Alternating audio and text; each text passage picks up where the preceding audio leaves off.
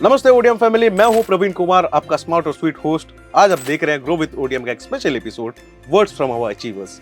आज मेरे साथ है मिस्टर संकल्प, जो कि ओडियम एडवांस लर्निंग के नीट 2025 के टॉपर हैं, जिनका रैंक है ऑल इंडिया में 5792। वेलकम मिस्टर संकल्प। क्या आपका टाइटल शर्मा जी है? नहीं सर, ऐसा क्यों? नहीं, मुझे लगा टॉपर हो आप, वही कहीं शर्मा जी का बेटे नहीं हो जिसका एग्जाम्पल बाकी पेरेंट्स लोग अपने बच्चे को देते हैं। नहीं सर, मेरा नाम संकल्प चंद्राकर है। मैं यहीं उड़ीसा के नुआपाड़ा डिस्ट्रिक्ट से हूँ। मैंने अपनी एजुकेशन जो 11th-12th यहीं ओडियम से ही की है। नाइस। तो लेट्स स्टार्ट फ्रॉम बेसिक्स। आपका 10th और 12th के मार्क्स कैसे थे? मैं 10th-12th दोनों सीबीएसई से किया हूँ। मैं 10th में आए थे 94.4% एंड 12th में आए थे 96%। वाह, नाइस। तो ये आपको पहले से नीट का प्रिपरेशन का क्या है? What inspired you to take NEET? तो एक्चुअली ऐसा था ना कि जब मैं छोटा था तो हमारे जो लोकेलिटी पे जो डॉक्टर थे उनको सब डॉक्टर साहब बोलते थे, जिसकी उनको थोड़ी रेस्पेक्ट थी अलग से। वो जब उनके पास जो भी आता था सब उनको नमस्ते करते थे और उनसे मतलब उनकी रेस्पेक्ट अलग ही थी। और हमारे लोकेलिटी में इंजीनियर्स भी थे, बट इंजीनियर्स को जो थे उन लोग जो भी काम करते थे उनको लोग भैया बाबू ये सब बोलते थे, बट डॉक्टर को कोई भैया नहीं बोला आज तक मैं जहाँ तक देखा था। तो वो सब साहब बोलते थे। मुझे डॉक्टर साहब बनना था, ना कि इंजीनियर भैया। Point to be noted. Doctor को रिस्पेक्ट मिलता है।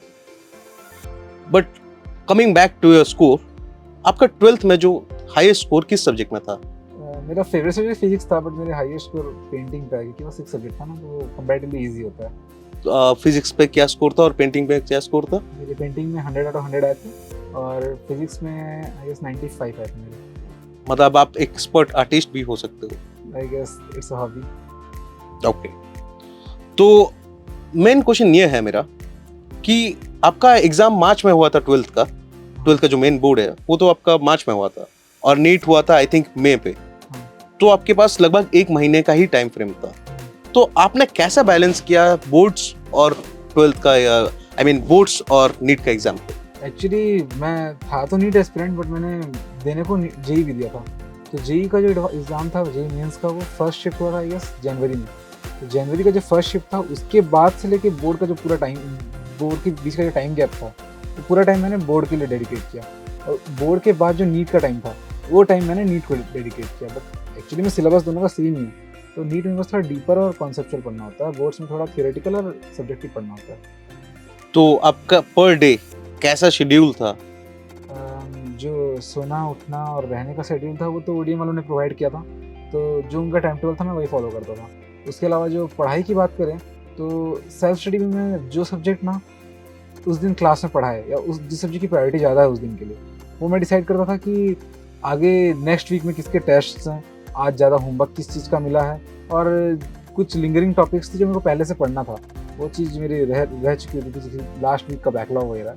तो वो चीज़ के हिसाब से मैं डिसाइड करता कि आज क्या पढ़ूंगा। तो टाइम टेबल उस हिसाब से फ्लक्चुएटिंग था, ऐसा कोई परमानेंट टाइम टेबल नहीं था मेरा। तो लगभग फॉर एग्जांपल आप कितने आवर्स देते थे सेल्फ स्टडी के लिए? 11th में मैं सीरियस तो मैं देखो डॉक्टरी तो करनी थी मुझे स्टार्टिंग से, बट 11th में उतना जोश होता नहीं बच्चों में नॉर्मली। जब एग्ज़ाम पास आता है ना तब सबको लगता है कि हाँ भाई एग्ज़ाम पास आ गया, पढ़ना है। तो 11th में मैं थोड़ा कम ही पढ़ता था, आई गेस 3-4 आवर्स। और जब ये 12th आए, 12th में मैं 6 to 8 to 10 तक भी पहुँच गया था एंडिंग में। जब एग्ज़ाम का लास्ट मंथ था तब तो मैं 12 आवर्स भी गया हूँ per day. Per day 12 hours? हाँ, प्लस स्कूल एंड ऑल? ना लास्ट मंथ में स्कूल बंद हो गया था। ओके, तो 12 आवर्स सेल्फ स्टडी आपने दिया है? हाँ, उसके अलावा और कोई कोचिंग कुछ क्लासेस कुछ अटेंड नहीं करता था मैं। जो लास्ट मंथ था उसमें सिर्फ सेल्फ स्टडी करता था। तो कैसे आप 12 आवर्स में आप कितने सब्जेक्ट पढ़ते थे और क्या डिवीजन रहता था टाइम का? वो एक्चुअली ना होना बोर्ड्स तक सबके सिलेबस एक्चुअली में अगर आप नीट की प्रिपेयर कर रहे हो तो खत्म हो जाना चाहिए, बट मेरा एक्चुअली में थोड़ा बहुत सारा बैकलॉग रह गया था कि ऐसे बहुत कम ही टॉपिक्स है, बट ऐसे टॉपिक्स हैं जो बोर्ड्स पे नहीं थे बट नीट में थे। जैसे कि आपके थे आई गेस पी ब्लॉक के कुछ चैप्टर्स थे। इनऑर्गेनिक केमिस्ट्री खास करके था, उसके इनऑर्गेनिक केमिस्ट्री सीबीएसई से हटा दिया उन्होंने लगभग, सिर्फ एक चैप्टर है आई गेस डीएनए ब्लॉक। उसके अलावा जो 12th का इनऑर्गेनिक केमिस्ट्री उसका वेटेज बहुत कम हो चुका है सीबीएसई में, बट नीट में उसका वेटेज बहुत ठीक ठाक था। तो उसके सारे चैप्टर्स 2-3 चैप्टर्स थे आई गेस, वो मुझे देखना पड़ा था। तो लास्ट मंथ में जब तक मैं सिलेबस कंप्लीट कर रहा था तब तक मेरे 2 वीक खत्म हो गए थे, जो बहुत बड़ी गलती थी मेरे हिसाब से। ये अगर आप प्रिपेयर कर रहे हैं नीट के तो नहीं करना चाहिए आपको। नीट से पहले मैंने बोर्ड से पहले आपको एक बार वॉक थ्रू पूरा सिलेबस कर लेना चाहिए। ओके, तो पर मान लीजिए जो 12 आवर्स थे आप दिन में कितने सब्जेक्ट पढ़ते थे? जब तक सिलेबस खत्म नहीं होता, तो जब जो सिलेबस खत्म नहीं होता उस सब्जेक्ट को ही पढ़ता था मैं। एक ऐसा भी किया कि एक दिन मैंने 12 hours is extreme, it's not average में देखा जाए तो मैं 8 आवर्स 10 आवर्स था। तो 8 आवर्स 10 आवर्स लगातार भी मैंने एक सब्जेक्ट पढ़ा है, ऐसा भी दिन गया। एक सब्जेक्ट 8 to 12 आवर्स। हाँ। तो आपको ऐसा नहीं लगता कि आपको कभी स्ट्रेस हो गया हो, एक जगह पे ब्लॉक हो गए आप? Actually it was boring as hell. एक सब्जेक्ट को बहुत देर तक पढ़ना गलत बात है। आपको हो सके तो आप एक दिन में 2-3 सब्जेक्ट पढ़ना चाहिए, बट मैं वो था कि सिलेबस कंप्लीट करना ज़्यादा बड़ी प्रायोरिटी थी वहाँ पर। मतलब खुद को टाइम देने से ज़्यादा सिलेबस को टाइम देना जरूरी था वहाँ पर। तो मैंने क्या किया कि 8 घंटे पढ़ने में मैं ऐसा करता था कि सुबह 4 घंटे पढ़े या 5 घंटे पढ़े, उसके बाद मैंने ब्रेक ले लिया। उसके बीच में भी कुछ आधा घंटा 1 घंटा का ब्रेक ले लिया कि घूम लेता हूँ थोड़ा सा। उसके बाद जो लंच के बाद आया, थोड़ा रेस्ट कर लिया, रेस्ट करने के बाद फिर से पढ़ने बैठे। उस टाइम पे जो है वो फिर से कंटिन्यू किया, उसमें भी कुछ हाफ आवर्स गैप दिए। अच्छा, तो 1 गो में आप लगभग 1 आवर पढ़ लेते थे? 1 गो में जस्ट 2 आवर्स बस फाइन पढ़ लेते थे और एक छोटा मोटा ब्रेक्स लेते थे। हाँ। तो उस ब्रेक्स में किस टाइप का ब्रेक आप एंजॉय करते थे ज्यादातर? एक्चुअली हॉस्टल में मेरे जूनियर्स थे लास्ट मंथ पे, तो उससे पहले मेरे क्लासमेट्स थे। तो जो क्लासमेट्स थे ना, उनके साथ मतलब हॉस्टल में चल रहा होता है कुछ ना कुछ। हॉस्टल ऐसे शांत जगह है नहीं, तो वहाँ कोई ना कोई कुछ ना कुछ कर रहा होता है। बस जाके बाजू में बैठने की देर होती है, फिर माहौल बन जाता है। अच्छा, तो आपका फेवरेट पास टाइम क्या था? तो टाइम पास पे देखा जाए तो एक्चुअली तो थे हम लड़के, बट फिर भी हरकतें लड़की वाली थी थोड़ी सी। हम गॉसिप करते थे बहुत ज़्यादा हॉस्टल पे। अच्छा। तो वो होता क्या था ना, एक मुड़ी मिक्सचर की पार्टी बनाते थे हम। तो एक वो हमारे हॉस्टल पे एक्चुअली ना एकदम खुला ज़्यादा ला नहीं सकते थे हम, तो थोड़ा सा बैग में इधर उधर करके लेके आना पड़ता था। तो एक लड़का जो था वो मुड़ी ले आता था, एक लड़का मिक्सचर ले आता था, एक शेजवान सॉस ले आता था, कोई नीचे कैंटीन से प्याज का बंदोबस्त कर देता था इधर से, और फिर चाकू तो हम छुपा के रखे हुए थे। तो सब काट के एक वो आई गेस एक कंटेनर था, उसमें एक जन की ड्यूटी होती थी। वो था प्रो आदमी, वो एकदम जानता था, उसका काम था वो उसको दे देते थे, वो खतरनाक मिक्स करके सबको बांट देता था। उसके बाद सब बैठ के बातचीत करते थे अपनी। Moody mixture mafia in college. ये सही चीज है भाई। I'll go back to the point of your preparation later, but मुझे पहले ये जानना है कि आपने नीट के अलावा और कौन से एग्जाम दिए? सर नीट के अलावा मैंने जेई दिया था। जेई मेंस मेरे आए थे 98% और जो जेई एडवांस था उसमें मेरे आई गेस 12,000 रैंक आई थी सीआरएल। और नीट में कितना परसेंटाइल था? नीट में परसेंटाइल 91.73। बाप रे, मैं तो कोई महान हस्ती से बात कर रहा हूँ, मुझे संभल के बात करना पड़ेगा। सो माय क्वेश्चन इज, आपने सिंस इतना बड़ा एग्जाम्स, इतने सब एग्जाम्स दिए हो, तो मुझे जानना है कि apart from CBSE exams, CBSE NCERT books, what other books you studied?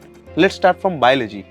Biology में और कुछ भी नहीं। बायोलॉजी का मूल मंत्र ही एनसीईआरटी है, उससे बाहर कुछ आता नहीं है। वो एक्चुअली जब टीचर्स बोलते हैं ना, तब सबको लगता है कि नहीं भाई ऐसा कुछ नहीं, कॉम्पिटिटिव एग्जाम है, कॉम्पिटिटिव में एक्स्ट्रा क्वेश्चन आते हैं, टीचर्स गलत बोल रहे हैं, बट ऐसा है नहीं।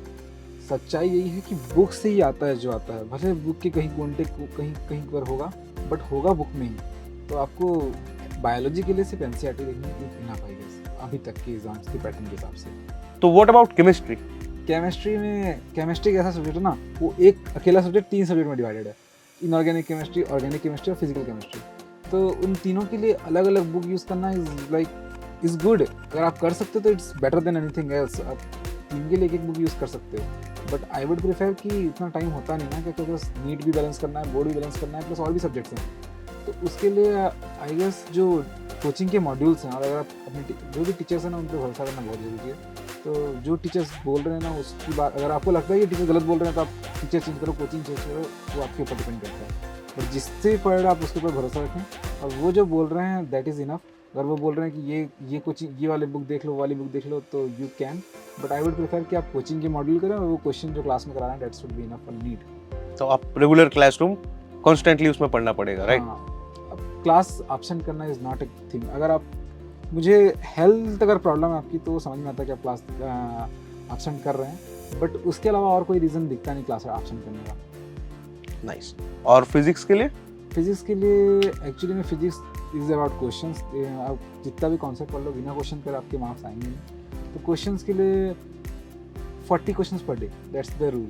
आपको 40 क्वेश्चंस पर डे करना चाहिए आई गेस 2 साल के लिए।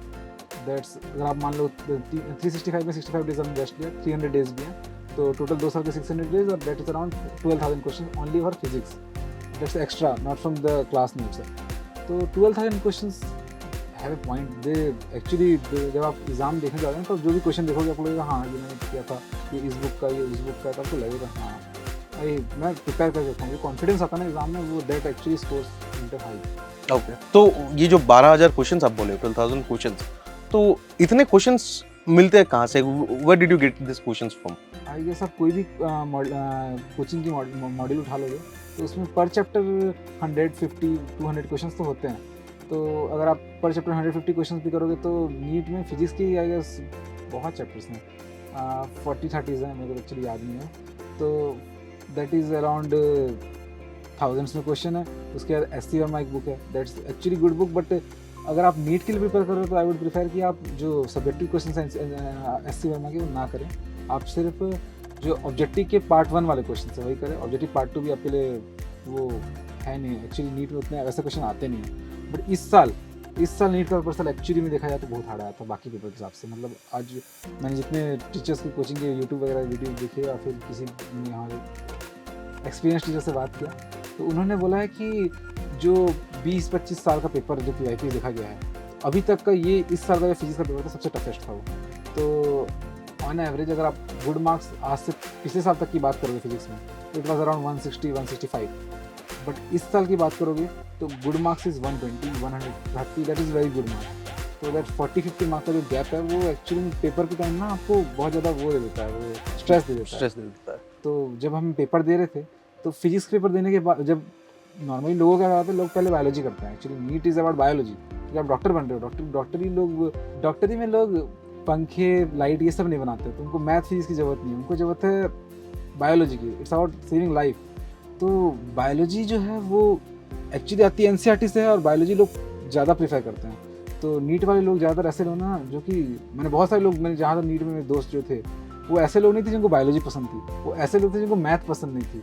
मैथ पसंद नहीं होने के बाद ज़्यादा ऑप्शन बचते नहीं आपके पास बायोलॉजी में, राइट। तो मेडिकल फील्ड में I guess NEET is the best option. तो जो बायोलॉजी है उसके अलावा वो बच्चों का स्ट्रॉन्गेस्ट पॉइंट होता है नीट एस्पिरेंट्स का। बट मेरे केस में मेरा फेवरेट सब्जेक्ट फिजिक्स था, जो कि नॉर्मली बाकी स्टूडेंट्स का नाइटमेयर एक्चुअली फिजिक्स। तो मैं बाकी बच्चे जो पहले बायोलॉजी करते हैं, तो जिन्होंने पहले बायोलॉजी की उसके बाद केमिस्ट्री की और बाद में फिजिक्स है, उनके पास एक्चुअली बेटर हैंड था, क्योंकि उनके पास था, उनको पता नहीं था कि फिजिक्स हार्ड आएगी। तो वो अपना नॉर्मली बायोलॉजी पेपर दिए, फिर केमिस्ट्री पेपर दिए। बट मैंने पहले फिजिक्स की, तो बहुत बड़ी गलती थी। जैसे मैंने फिजिक्स किया ना, पहला क्वेश्चन, दूसरा क्वेश्चन, तीसरा क्वेश्चन सब ठीक ठाक गया। जैसे ही मैं 5वें-6वें क्वेश्चन पे आया तो वो पेपर इतना हार्ड हो गया कि I was like this is a rank deciding question. ये क्वेश्चन बहुत हार्ड है, ये क्वेश्चन जो करेगा उसकी रैंक हाई आएगी। तो आई वुड लाइक ये क्वेश्चन मैं बाद में करूँगा। नेक्स्ट क्वेश्चन देखा मैंने, नेक्स्ट क्वेश्चन भी बहुत हार्ड है। तो सारे क्वेश्चन ऐसे हार्ड आने लगे तो मुझे लगा कि आई गेस पेपर ही टफ है। बट फिर मुझे लगा कि शायद मैं भूल रहा हूँ, हो सकता है ये पेपर ईजी हो बट मुझे हार्ड लग रहा है। तो उसके चक्कर में होता क्या ना कि बाकी का पेपर जो उसके बाद का पेपर बचा है वो उसकी टेंशन में जाता है कि फिजिक्स पेपर बेकार जा रहा है मेरा, भाई सिलेक्शन कुछ चाहिए तो फिजिक्स भी तो करना पड़ेगा, ये करने का फ़ायदा नहीं है। तो उसके चक्कर में बाकी पेपर भी ख़राब हो रहा है। If I would have biology पहले अगर मैं किया होता तो आई गेस टोटल मार्क्स और बढ़ गए होते। तो ये आप एक सजेशन दे रहे हो एक स्टूडेंट्स को, जो भी अपने व्यूअर्स हैं, तो आप बोल रहे हो कि इनको पहले बायोलॉजी अटेम्प्ट करना चाहिए? नहीं, ऐसा कुछ नहीं है। एक्चुअली ये चीज़ ना मैंने बहुत सारे मॉक पेपर देने के बाद डिस्कवर की है कि इट्स नॉट अबाउट पहला सब्जेक्ट कौन सा देते हैं आप। जो सब्जेक्ट में आप बेस्ट हो वो सब्जेक्ट आप पहले दे सकते हैं। बट इस साल का पेपर जब फिजिक्स हार्ड आया ना, तो जो बायोलॉजी पहले थे उनके पास एक बेटर एज था। मान लो अगर अगले साल बायोलॉजी हार्ड आता तो जो फिजिक्स वाला उनके पास अपर एज होगा ऑब्वियसली। ओके, तो it depends on purely on you और व्हाट यू वांट। अगर आपका फेवरेट फिजिक्स है तो definitely can go for physics first. Okay, मैंने सुना है आप बहुत सारे मॉक टेस्ट और रिवीजन करते रहते हो यहाँ आने से पहले नीट और एडवांस के लिए, तो उसके बारे में आप क्या बोल रहे हो? I guess mock test is a very important part of aspirant life. Mock test से आपको पता चलता है ना कि आपकी प्रिपरेशन कैसे चल रही है। जो मार्क्स आते हैं अगर वो आपके जो एक्सपेक्टेड मार्क्स उससे कम आ रहे हैं तो यू शुड वर्क हार्डर। अगर उससे ज़्यादा आ रहे हैं तो इट्स ओके, जो चल रहा है वो सही चल रहा है। तो उससे आप गलती देख के पता चलता है कि आप कौन से टाइप के क्वेश्चन गलत कर रहे हो, कौन सा टॉपिक आपका वीक है। तो आई गेस मंथली आपको 4 मॉक टेस्ट देना इज इनफ। 4 per month? और रिवीजन आप कैसे हैंडल किए थे आप? रिवीजन एक्चुअली बहुत हार्ड चीज़ है नीट के लिए, क्योंकि उसका सिलेबस बहुत वास्ट है।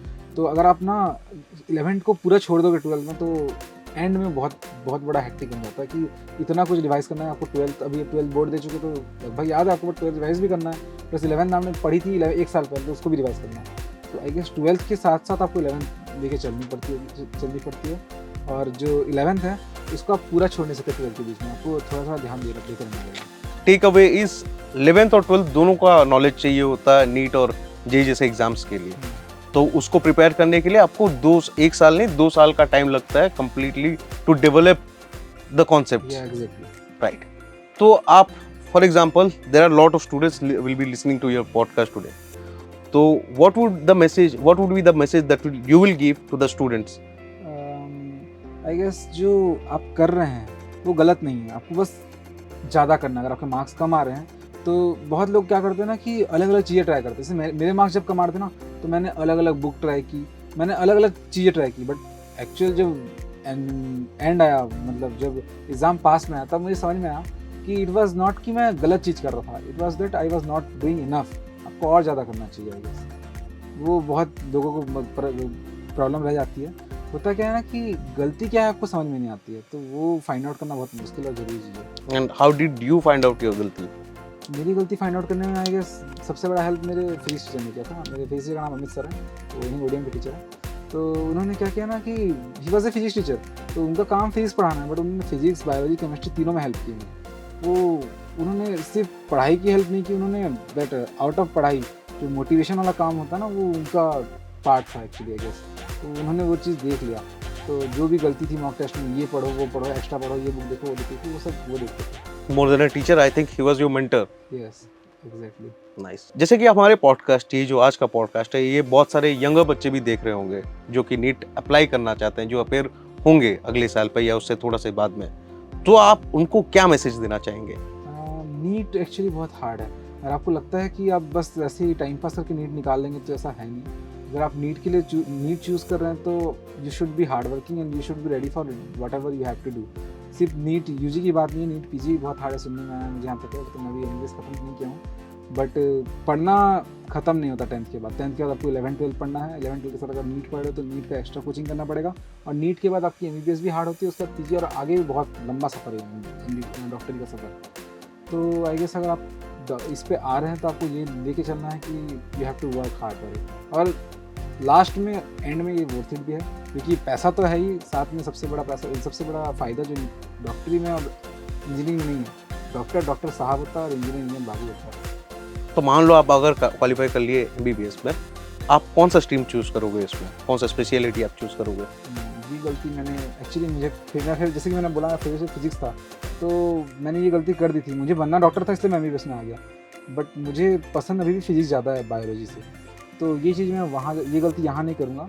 मैं जब पीजी करूँगा तब मुझे जो सब्जेक्ट पसंद होगा और जो मेरे मार्क्स आ रहे हैं उस हिसाब से देख के करूँगा। आपने मेंटर की बात की थी अभी, अमित सर की, बट मैं ये जानना चाहता हूँ कि how did your family support you?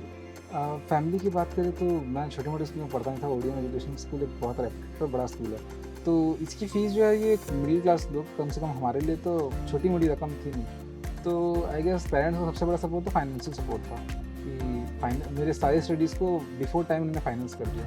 Plus जो मॉक टेस्ट होते हैं ना, पढ़ाई करने के बाद जब कम मार्क आते तो दुख होता है, वो एक्चुअली में जायज़ है, बहुत दुख होता है। तो उस वक्त इमोशनल सपोर्ट देने के लिए मम्मी थी मेरे साथ। ओके, तो कोई ऐसा सजेशन है जो कि आप पेरेंट्स को देना चाहते हो, दूसरों के पेरेंट्स को? हाँ, ये बहुत ज़रूरी चीज़ है जो आज तक मेरे पेरेंट्स भी मेरे रिजल्ट आने के बाद ही समझ रहे हैं मेरी बात को। जो मेरे बोर्ड में 96% आया है और नीट में 5792 रैंक आया है। अगर मेरे पास अभी ऑप्शन होता कि वो 96% काट के मैं 75 कर लेता और नीट में आई गेस 1000 रैंक भी ऊपर कर देते मुझे, उसके बदले I was happy to do so. And NEET एक मैंने जेईई में क्या है 75% अबाव नहीं जाने से आप IIT NIT के लिए क्वालिफाई नहीं होते हो, बट नीट में ऐसा जो कट ऑफ है वो बहुत लो है। तो I want to know about the teachers, what is their contribution? Teacher का कंट्रीब्यूशन बहुत हाई था, मैं सारे टीचर्स को थैंक करना चाहूँगा, लेकिन अगर स्पेसिफिकली बात करें तो मेरे फिजिक्स टीचर को मैं ज़्यादा थैंक करना चाहूँगा, that's Amit sir from ODM ही। तो वो जो लास्ट 1 मंथ था ना, उसमें लाइक बैकबोन ही फिजिक्स सर थे। उन्होंने वो जो हर लाइक 2 दिन 3 दिन में एक बार हॉस्टल चले आते थे वो, भाई पता नहीं क्यों उनको गेट कीपर कुछ नहीं बोलता था, वार्डन कुछ नहीं बोलता था, घुस के सीधा रूम के अंदर आके बैठ जाते थे। कई बार ऐसा भी है कि मैं सोया रहता था, फिजिक्स सर आके बाहर बैठे हैं, उठा रहे हैं मेरे को। तो ही वॉज लाइक सुबह जल्दी उठो, पढ़ाई करो, कौन सा डाउट है, क्या चैप्टर, क्या बुक चाहिए, बुक ला के मैं देता हूँ। उन्होंने एक बुक भी ला के दी थी लास्ट मंथ में खुद से, लाइक ही वाज वो उन्होंने खुद डिसाइड किया वो बुक चाहिए उनको, फिजिक्स की थी, उन्होंने खुद डिसाइड किया कि ये बुक, ये वाले चैप्टर्स थोड़े वीक थे तो ये बुक उनको चाहिए होगी, उन्होंने खुद डिसाइड किया, खुद खरीदा, लेके आके सीधा नेक्स्ट दिन दे दिया। तो he was like very important. इनके नोट्स भाई, इनके नोट्स अलग लेवल थे, आउट ऑफ द वर्ल्ड। इनके नोट्स से मैंने नीट भी निकाला, मेंस भी निकाला, एडवांस भी क्वालिफाई कर दिया, बोर्ड्स भी पार हो गया। वो सब नोट्स थी, नोट्स से बाहर कुछ नहीं पढ़ा मैंने। एक्चुअल जो डाटा था सब नोट्स पे ही था, और बाकी जो क्लास में पढ़ाते थे वो, तो मैं थियोरी कहीं और से पढ़ा नहीं, all goes to physics sir. जो क्वेश्चन प्रैक्टिस थे वो भी सर की बताई हुई बुक थी, डीसी पांडे करता था। डीसी पांडे 11 का पूरा कंप्लीट था मेरा, और 12 का जस्ट थोड़ा छोड़ देता मैं, वो थोड़ा डीले पड़ गए थे। और एस टी वर्मा के जो एमसीक्यू का फर्स्ट पार्ट था सिर्फ वो। Okay. It's really nice to know that a teacher like Amit sir has been really impactful on your life, and I hope हर एक बच्चे को वैसा एक टीचर मिले जो कि उन्हें मोटिवेट करता हो। एक्चुअली ना टीचर्स का पार्ट ना, अगर आप सिलेक्शन की बात कर रहे हो तो टीचर्स का पार्ट इज़ लाइक 20% 30%। बाकी जो 70-10% पार्ट है ना वो बच्चों का ही होता है, कि बच्चों ने कितनी मेहनत की। टीचर्स लाइक खाली पढ़ा सकते हैं ना, पढ़ाई तो बच्चों को ही करनी पड़ेगी। बट मेरे केस में ना सर का रोल वाइज लाइक 50% सर का हेल्प था, 40% was my and 10% was my parents. Okay. और इसमें जो 1-2% था ना वो मेरे फ्रेंड्स का भी था। वो actually not NEET friends, actually the JEE friends. The JEE के जो बच्चे थे ना वो एक्चुअली मुझसे डाउट पूछते थे फिजिक्स के, कि लाइक फिजिक्स टीचर हमारे बहुत बेटर थे, बाकी मैंने बहुत अच्छे थे फिजिक्स टीचर। तो ही वाज लाइक हाँ फिजिक्स टीचर का स्टूडेंट है, फिजिक्स सर क्या बोलेंगे वो सुनना होता था उनको, तो इसलिए वो जेई के स्टूडेंटों के भी मेरे से पूछते थे कुछ फिजिक्स का। तो जो उनके क्वेश्चन थे ना, ऑब्वियसली नीट के क्वेश्चन ज़्यादा क्वालिटी क्वेश्चन जेई में थे, तो इट वाज लाइक दिमाग खुल जाता जेई के क्वेश्चन नीट के बच्चों के लिए। आई वाज लाइक अगर आप नीट की प्रिपेयर करो तो ऑब्वियसली आपको मेंस तक की प्रिपरेशन करनी चाहिए मेरे हिसाब से, कि आप अगर पेपर हार्ड, जैसे इस साल का है, इस साल का पेपर मेरे हिसाब से मैंने एडवांस भी दिया है, नीट भी दिया है, मैं बोलूँगा कि नीट का paper was far more hard than advance का पेपर, क्योंकि एडवांस के पेपर में ना आपके पास टाइम बहुत ज़्यादा था। अगर आप क्वेश्चंस को देखोगे तो questions were hard no doubt, but जो टाइम था वो बहुत ज़्यादा था, vast as compare to NEET में आपको आई गेस 45 क्वेश्चंस को 45 मिनट दिया गया था। आप बाकी सब्जेक्ट से टाइम निकाल के इसमें दे सकते हो, वो भी दे के आप मैक्सिमम 1 घंटा दे सकते हो फिजिक्स का, तो आपको 1 घंटे में 45 क्वेश्चंस करने थे, क्योंकि advance was very low as compare to this. और पेपर का क्वालिटी जो था, आई गेस क्वेश्चंस क्वालिटी भी एडवांस लेवल ही थे, 2-3 क्वेश्चन, और बाकी questions mains level. NEET level के क्वेश्चंस 20 आई गेस 20 क्वेश्चन जो थे नीट लेवल थे, बाकी questions mains and advance level. तो अगर आप नीट की प्रिपेयर कर रहे हो, जैसे कि इस साल हो गया, अगर आपके साथ ना हो तो मेंस और एडवांस के क्वेश्चन तो छोड़ दो, मेंस के क्वेश्चन देखने चाहिए एटलीस्ट। ओके। तो आपके मेन जो दोस्त लोग थे वो आपके बैच के नीट के नहीं थे, जो कि दोस्त मेरे नीट और जेई वाले दोनों थे, दोनों को मैं भाई जैसा ही मानता हूँ, लेकिन पढ़ाई में हेल्प मेरी जेई वालों ने ज़्यादा किया है नीट की टाइम में। अच्छा ओके। तो क्या ये मान सकता हूँ कि ओडीएम ने आपको एक अच्छे ग्रुप ऑफ फ्रेंड्स दिए हैं? हाँ, ओडीएम का हेल्प बोला जाए तो ओडीएम का इंफ्रास्ट्रक्चर बहुत अच्छा था। ओडीएम बहुत बड़ी बिल्डिंग था, लग्जरी में रहते थे भाई, एसी था हमारे पास, जब देखो तब खाना भी ठीक ठाक था, मतलब एज ए हॉस्टल बहुत अच्छा खाना था। होटल से कंपेयर करो तो अलग बात है, बट हॉस्टल की बात करो तो बहुत अच्छा खाना था ओडीएम का। और एसी भी लगभग गर्मियों के मौसम में तो ज़्यादा टाइम होता था, ठंडी के मौसम में रात को बनता था, दैट इज ज़्यादा तो जो देखा जाए तो ओडीएम ने इंफ्रास्ट्रक्चर के साथ जो फ्रेंड ग्रुप दिया था ना, वो यहाँ बड़े स्कूल का फ़ायदा ही होता है कि जो बच्चे होते हैं ना वो ज़्यादा अमीर होते हैं, ज़्यादा पढ़े लिखे होते हैं, तो माहौल थोड़ा पढ़ाई लिखाई वाला वाइब बन जाता है। हाँ राइट। तो थोड़ा स्टडी पार्टनर्स मिलते थे। अपार्ट फ्रॉम इंफ्रास्ट्रक्चर, आपको ऐसे अपने स्कूल पे ओडीएम में ऐसे क्या चीज़ें जो आपको ज़्यादा हेल्प की हैं आपके हिसाब से? जैसे टीचर और फ्रेंड ग्रुप्स, एक्चुअली तो इंफ्रास्ट्रक्चर के अलावा तो स्कूल का वही बचाना है, टीचर्स और फ्रेंड ग्रुप्स और management. I guess VP sir और जो मैनेजमेंट जो लोग थे उन्होंने भी काफ़ी हेल्प की, जो मॉक पेपर ऑर्गेनाइज करते थे, या फिर जो मॉक पेपर में सबसे अच्छी बात है ना कॉम्पिटिटिवनेस। जो बाकी कोचिंग्स का फ़ायदा ये है कि उन लोग ऑल इंडिया रैंक निकालते हैं। जब आप बहुत प्रिपेयर करके जाते हो और आपकी ऑल इंडिया रैंक हज़ारों लाखों में आती है, तब लगता है कि हाँ भाई पढ़ाई तो मैंने भी की थी भाई, रैंक इतना कम क्यों आ रहा है। वो चीज़ ना स्कूल में होता नहीं है, क्योंकि स्कूल में बच्चे कम होते हैं, बट ओडीएम के बच्चे कमज़ोर नहीं थे, सारे बच्चे दमदार थे। तो ओडीएम में जब आप पेपर देते हो ना, तो जब रैंक तो इतनी, अगर आप अच्छे से पढ़ते हो तो रैंक ठीक ठाक आ जाती है, फिर भी लगता है कि रैंक कम आ रही है और बेटर पढ़ सकता हूँ। तो दैट कम्पिटिटिव एनवायरनमेंट जो ओडीएम ने प्रोवाइड किया, दैट एक्चुअली काउंट्स। तो हम ऑलमोस्ट आ गए अपने लास्ट राउंड तरफ, जो कि है रैपिड फायर। तो मेरा इस रैपिड फायर को आप समझते ही होंगे, मैं क्वेश्चंस पूछूंगा और आपको 1 या 2 वर्ड्स में उसका आंसर देने होंगे, ठीक है? तो पहला क्वेश्चन, कोचिंग या self study? Self study. Favourite stress buster? वही नीचे खाना दोस्तों के साथ। एग्जाम हॉल के सबसे फनीएस्ट मोमेंट? सर इसका आंसर मैं एक वर्ड पे तो नहीं दे सकता, बट थोड़ा सा बताना चाहूँगा इस बारे में।